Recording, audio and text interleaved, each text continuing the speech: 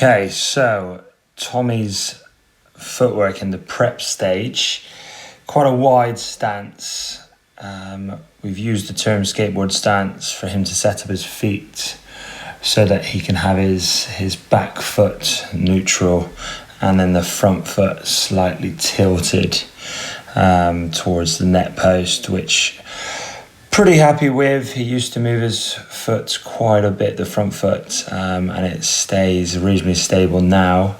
It's probably a little bit too wide because, as we see later on, he tends to go forward later on instead of not enough up. But reasonably happy with the footwork. Definitely could bring the back foot a little bit closer if he wants to stay in the platform stance. Quite like his little knee bend with the ball toss. It's well timed for him, but we can see later on he pushes off one leg, so we're going to take a look at that. With the bodywork in the prep stage, the hips are certainly a little bit too open, and that's definitely got the trunk to open up as well. So we want to see if we can just keep those hips a little bit more sideways on and get the trunk to stay sideways as well. With the shoulders, the left shoulder is above the right shoulder. However, it could probably be a little bit higher. That left arm could definitely reach up a little bit more. Hand actually comes round instead of actually the palm still facing the ball. So may take a look at that. With the racket work, we can definitely see that the racket face is open in that classic way to serve position.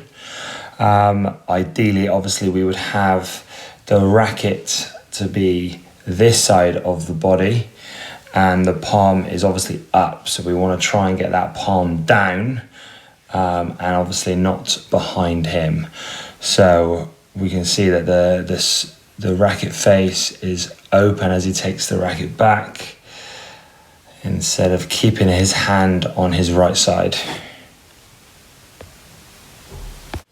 As we can see, the effect of that back foot being up in the hitting phase, he's not driving from both feet, so he's going forward and not really up enough. So he needs to push off from both feet. In the hitting phase for the body work, as you can see, the rotating too soon means he does come around in the hitting phase. Ideally, we need to extend up to the ball with a little bit more from the shoulders extending up because he rotates too early with the body. In the hitting phase, because he's too open with the hip and body, he does come around instead of ideally having a little bit more shoulder over shoulder action and ideally hitting the ball a little bit higher up. Contact is a little bit low.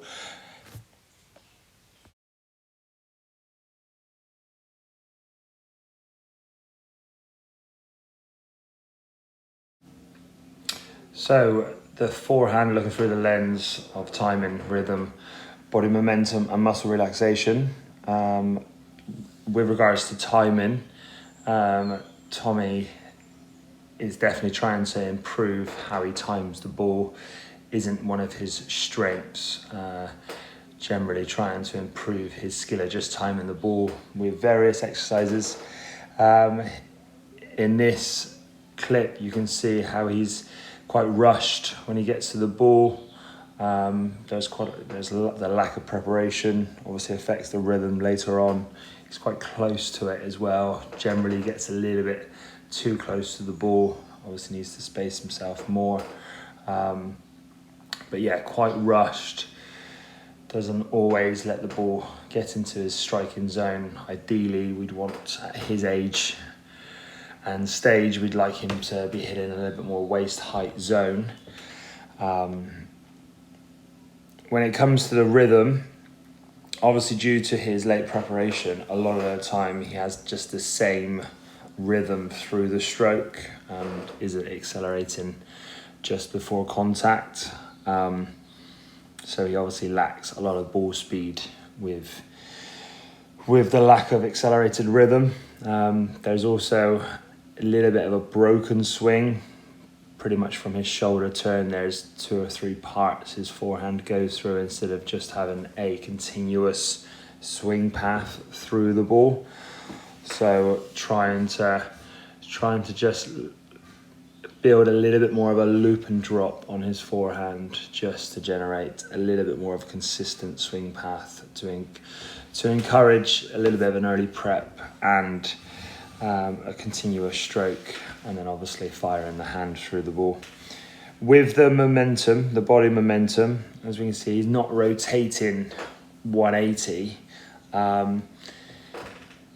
For his age, I'm not too concerned with it. We've done a little bit on it, but it's obviously apparent he's not, rotating 180. The main focus is actually the change of his body speed, or the lack of it. There's not much rhythm speed. Sorry, there's not much body speed through, before and after.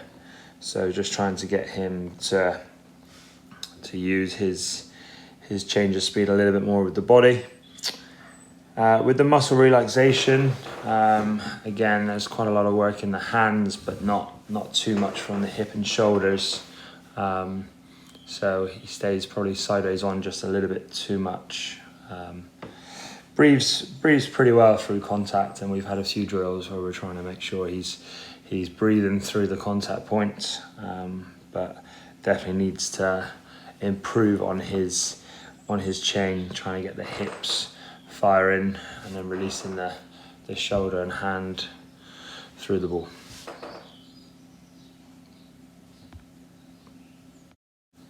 Obviously, the lack of rotation on his forehand is concerning, but just trying to get him to stay balanced a little bit more through his contact points and control the ball a little bit more. And then obviously, yes, we need to encourage and teach a little bit more body rotation, and certainly get him firing through that rotation a lot more.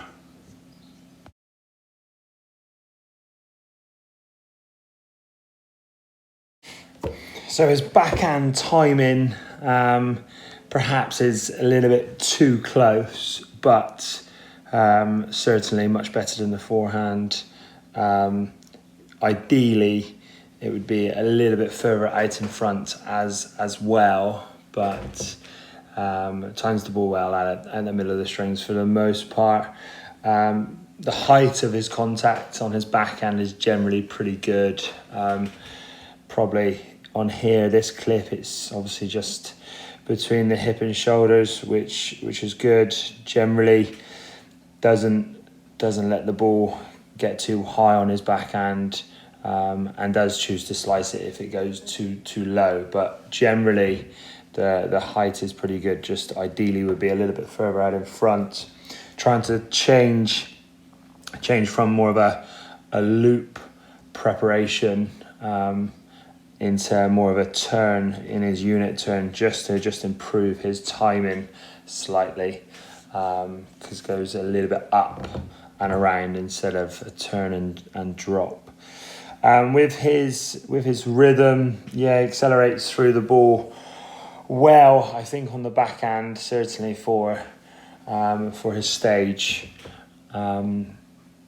Ideally could accelerate a little bit closer to contact, probably accelerates a little bit too soon, and then obviously that will affect his timing as well. But accelerates much better here than he does on the forehand. Body momentum rotates well, but the stance is a little bit too closed in general, so I feel that's perhaps why he's rotating, because he's almost forced to rotate. So we're just trying to get him to step out a little bit more with his left foot on his footwork, just so that he isn't closed as much as he generally is. It's hard to tell on this clip, but on the wider balls he closes up quite a lot. So obviously then the rotation is there, but it's almost forced. The change of his body speed is I would say okay to good for his age and stage. Obviously does it a lot more than he does on the forehand side, but it's not exactly in the right order. When we come to the muscle relaxation, it's certainly not in the right order. The hips are almost last. So we've been doing a few exercises just to have his hips and hands almost together for now, just so that there's a little bit of consistency before we try and build the chain correctly. We've done a few drills where his hips have been fired without actually using his hands whatsoever, and it really affected almost everything on his backhand and really confused him. So we decided to put it together so his hips and hands were firing together, and that actually cleaned it up quite nicely and actually got him to control the ball and made more sense for him. And it was obviously a lot easier to time, especially for his age and understanding of how his body and hands and racket work together.